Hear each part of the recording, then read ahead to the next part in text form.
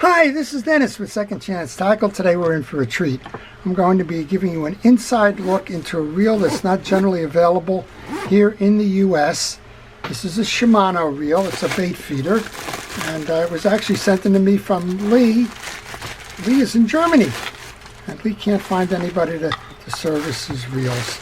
Wow, kind of interesting story there. He called up Shimano, and they said they don't work on it. It's not sold here. He asked me if I could get involved in this. So this one is an M or a medium Baitrunner. It is a Shimano XTB LC long cast CI4 plus, and the CI is carbon infusion. That's what it says. Interfusion. Okay, we're going to take it apart. We're going to give you a look at it. We're going to start by taking off the exterior pieces and parts. We'll start by taking off the spool, and if I can talk over the noise that it takes to take the spool off, I will remind you that I encourage you to subscribe to the channel, and if you do subscribe to the channel, please use that notification button. It does help to let you know when I'm posting videos, which are frequently. On the subscription, you'll find that I cover all kinds of reels. Today we're just going to do an inside look, but we do full take-aparts and services. We do the repairs of reels, all kinds of reels, freshwater, saltwater, spinning, trolling, bait casting, you name it, it's there. So we've taken that off. First thing we see is the click ratchet for your little click tongue here. That's going to make the noise when your spool is going backwards. Inside that little basket there is a couple of spool height adjust washers. Sometimes they're easier to get off than others, but you can see inside there there's a metal and two plastics, I think, inside there. When I take my pieces and parts off, well, they go into a parts tray. That's my system of organization. Take pictures along the way, particularly this one. We couldn't even find a schematic on it. That's how crazy this one is, right? But notice on this one, you have this kind of air rotor or whatever they want to call this little piece. This piece has two tags on it when you go to take it off, one on each end. And if you're not paying attention, you don't notice the two slots, one on each side of the rotor. And if you put it on like this, not noticing the slots, well, you're just going to get a constant knock, knock, knock, knock kind of a thing when you go to put that back on. So be aware of that. I'm going to leave those big parts off to the side for a moment. And then for whatever reason, probably it's the easiest, they put this annoying E-clip right on your spool shaft there. And, well, that's got to come off to get the rotor off. This is an interesting reel all around. I just serviced Lee's other one. I figured I would show you what's going on with this. And this is got a weird slot to it, kind of hard to get it off. But if you work on it, you will. I don't know why they chose this particular thing, but they did. There we go. And that E-clip is going to go in the basket for safekeeping as well. With that off, well, you need a long extension ratchet to get the next part off. And if you notice on the inside here, they were kind enough to put unscrew and an arrow going that way. Now, I always thought this is kind of interesting. From what I understand, this is a Japanese domestic market product. We have unscrewed in English here. Little curiosities keep me going from time to time. Okay, with the rotor off, we can remove the bail. It's a high bail. It's a long cast reel. Very old technology here. This is one of the earlier sets of the anti-reverse clutches. I can get that little ratchet off there. Oh. Underneath here you have the rotor shim washer, and then you have the spacer sleeve for your anti-reverse clutch. And then next up off of that would be the bearing. All right, remove this. And I'm just curious what's going on inside this reel. That's what I thought I would share with you. That's what we're doing with this. So On these, I always recommend leave that screw on here That'll hold your positioning of that click ratchet. It won't disrupt any springs internally. But there is the extra arm with the, I call it the dead end.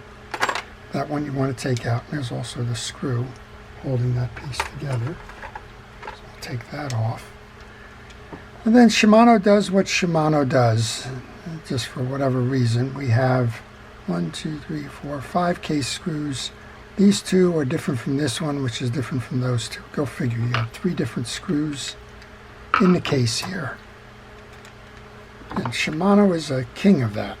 If you pay attention to the videos I do, I always tell you take the screws out, lay them on your desk, and make sure you note if the screws are longer or shorter, have a different thread, wider, whatever.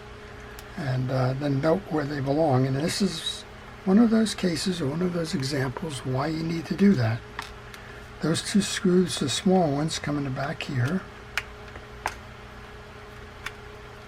Then we have one that's a little bit shorter than the 2 on this side. So as you go about doing the assembly and the disassembly of the reels, you need to know that the long ones are here, the short stubby one is up top, the 2 thinner, longer ones behind that trip lever. Alright, well this is going to give us the inside look that we've been talking about. You want to know the mechanics behind here. This is a learning project to share with you what I've learned. Okay, once you have those screws out and have identified where they belong, it's a good idea to put them into the parts tray to take care of them. Alright, here's our inside look then. So the screws are out. We should simply be able to pull up and out on the plate.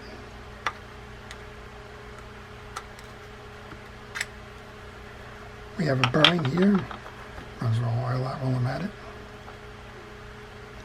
And then the inside is kind of an interesting inside to this one. This is pretty much the same setup as the earlier Shimano bait feeders, in that it has an overlap here with the trip arm assembly here. Let's take that off for your view.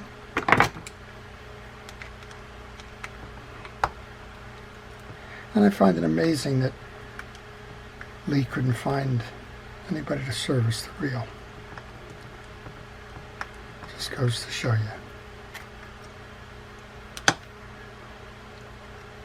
I imagine that it all centers around parts availability.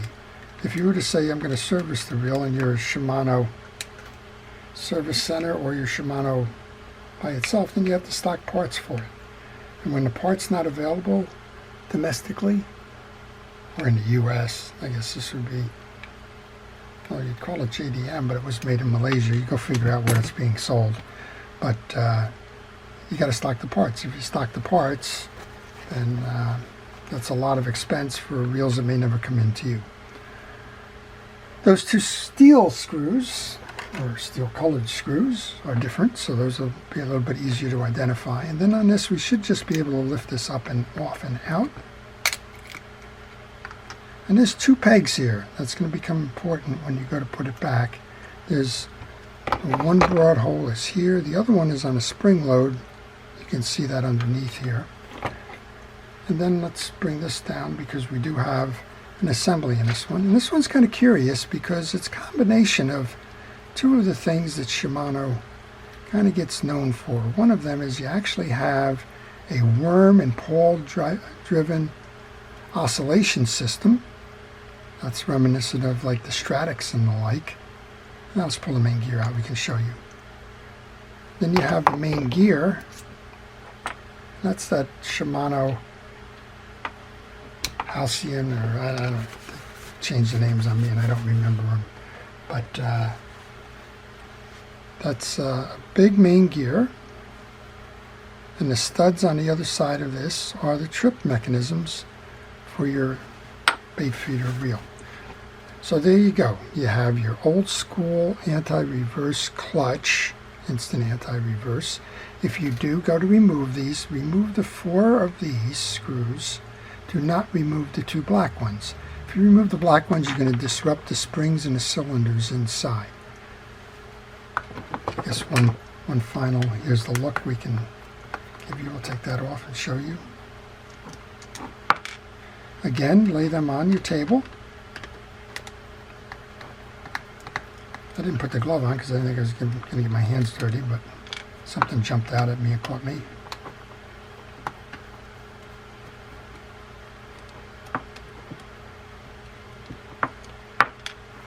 And these four should be the same.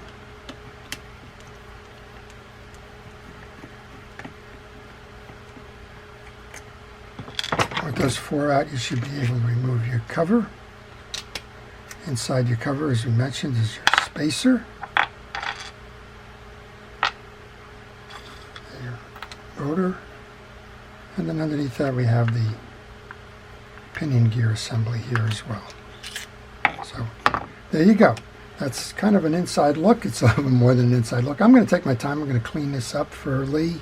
We're going to re-lubricate it, and we'll check the rest of the pieces and parts. But an interesting one, and what I would tell you about this reel is it very much shares the earlier 6500 that was so popular with, well, with everybody. It was one of the best bait feeding reels ever made, and it shares the trip mechanism capabilities, the main gear, your anti-reverse to some extent, and it changes though in that it becomes a worm drive oscillation system.